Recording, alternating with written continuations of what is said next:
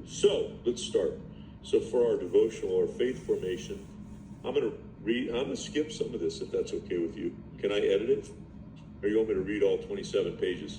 It's only 27 pages long, so hang in there. So I'm going to read part of this and then I'm going to talk about it. So in the church, it's a Jubilee year. Every 25th year is a Jubilee year.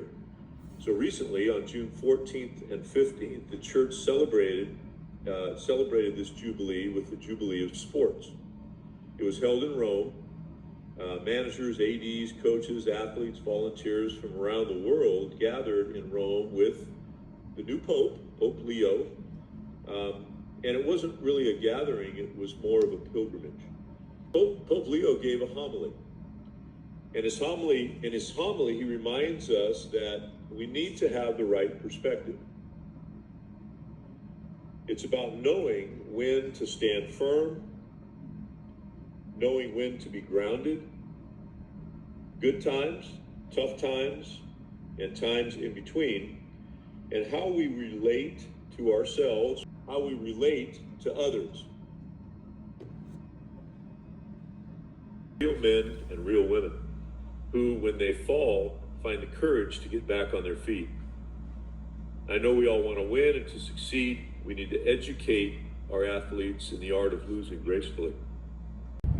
It's now Monday morning and I'm headed back to Stockton for work. I had a great time spending the weekend with family. It was my first time in our newly renovated house since the fire. But now we're back to business for another season. It's a big week one. We have Bishop Minogue, and it's a bit of a homecoming for me to see Dustin, my old mentor. And so now it's going to be athletic training time. It's been really hot this week, so I'm battling more than just the elements. There's a lot to be done, so I got to be at my best. I mean the video. What do you want to say? Your ankle still hurt though. No, it doesn't. No, it doesn't. It's a mindset, you know? Like, there's things that go on in life, it's a mindset. And that mindset has to be a positive one.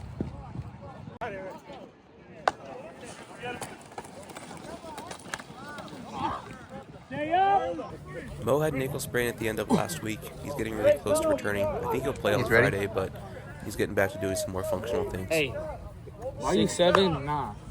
7'8". He's jogging. What's this for? I'm making a documentary. Oh, really? Yeah. Where's the other one? We got it.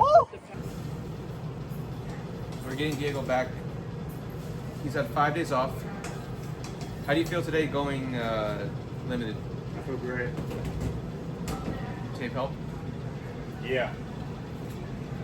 So if we release plantar fascia, the same tissue that connects to gastrocnemius and soleus and Achilles tendon, should take pressure off of the first MTP, which is affecting the turf toe. Diego's going to play. He's going to have 2 rushing touchdowns on Friday. Yeah. Are you doing media day? Yeah. Oh.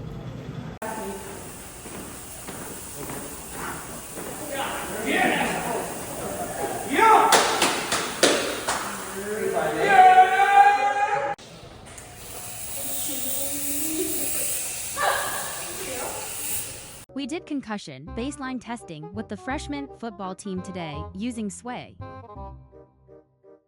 Best test for balance. Concussion baseline testing is something every contact sport has to do before they start the season. It was actually surprisingly easy and quick to get the freshman football team to do it. Their scores blew the varsity team out of the water. This year we're using Sway for our baseline testing. It's been a really good program for us so far, and I think the kids are really into it. Baseline testing is helpful for athletic trainers because we can compare a patient's current scores to their baseline. If they undergo a concussion during the season, it can also help to get them back on time. We don't have to rush them, and we can make sure they're asymptomatic so we know whether to start the concussion protocol or to give them a little more time to rest and recover.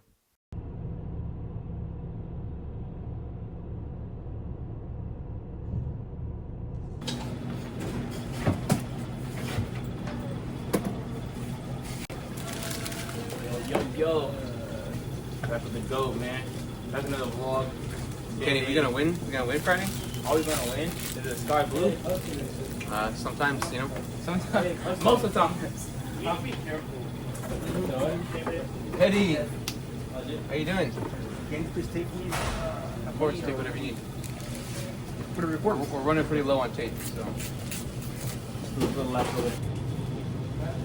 Wednesdays are always big treatment days. It's really our last chance to push or pull back on injuries to get our guys to feel good by Friday. If we can do treatments on Wednesday and combine that with a full night's rest, plus a light walkthrough on Thursday, that usually gives us a really good chance to feel optimal for the game. So it's been about a week since Mo sprained his ankle. He's able to do a lot without pain except cutting and changing direction quickly. Mo is now in that secondary to late stage of his injury, so I find that ankle sprains usually respond well to soft tissue and scraping. So for this time, I'm going to scrape his tibialis anterior, fibularis muscles, peroneal muscles to promote more blood flow, break up some of those myofascial adhesions and tight fibers that are there. I'll also eventually flip him over to get his calves and find anywhere else around the leg that we can help free up space from tight muscles and hopefully add some more range of motion to his ankle. Hope it does a trick in the time for Friday. It's usually just funny hearing these guys talk in the background about the most random things. Who knew kids knew so much about financial and stock trading? It's still that one spot, but your tibialis supposed to. The Minogue team just texted me and said, "Make sure you have the red carpet rolled out for me." Who did? The Bishop Minogue team. Why do you have his contact? Because I know him. I played him last year. You didn't make sure the red carpet rolled off? Yes, I'm not kidding. Look. What's he feeling like? What the heck? They beat us. Okay, they beat us 1 year, and then they want to. They're supposed to be dying for heat stroke. Well, hopefully they don't die. But it's my job. Oh yeah.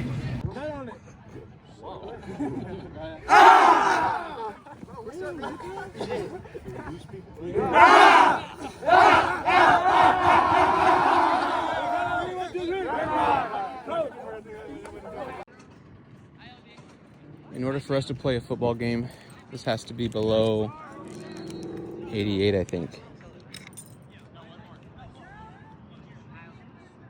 Yeah, that's hot. The freshmen play their first game of the season today, and this thing might dictate whether we get to even play or not. This is a wet bulb globe thermometer, and if it shows it to be yellow or green, we're in the clear to play football. But if the thermometer reads a code of orange or red, then football games are a no-go. And that's not just a me rule, that's a new California state law. So there's a lot riding on this little orange thing, and that's also why I'm taking every precaution necessary to prevent and reduce the risk of any heat-related illnesses like heat stroke or heat exhaustion. I even set up a kiddie pool, a sprinkler, and coolers of ice just in case we need them. Heat-related illnesses and deaths are completely preventable, and it's my job to keep everybody safe. So thankfully we're cracking the yellow this time, and the freshmen are ready to kick off.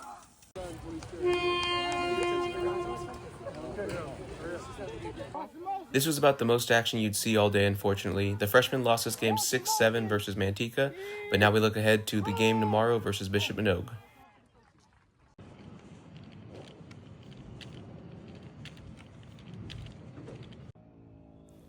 It's just as hot as it was yesterday, so all the coaches were holding their breath coming into today.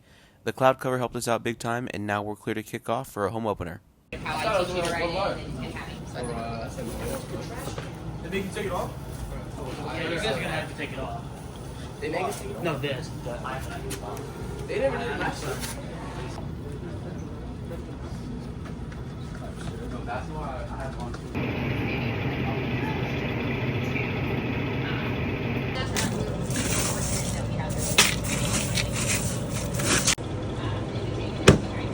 That's like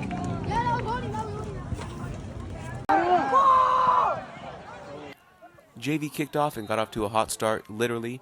We were in good shape with the thermometer, and JV ended up winning this game pretty handily, almost pitching a shutout versus Minogue, so now we're ready for the varsity to take the field.